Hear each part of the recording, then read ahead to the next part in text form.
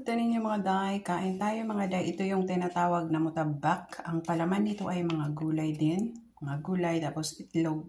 Gulay itlog ganyan. Parang scramble tapos hinalo yung mga gulay. And then yun ang niluto ko yung celery at saka repolyo. Sabaw.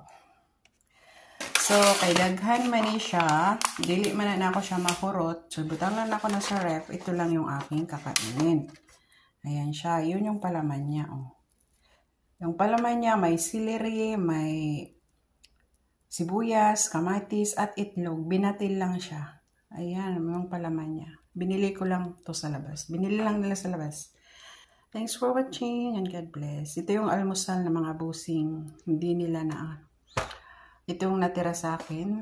Ayan, may cheese din to pero ito lang gusto ko gulay. Bye! Kain tayo mga day. Masarap to, promise. Mutabak ang tawag nito. Mutabak.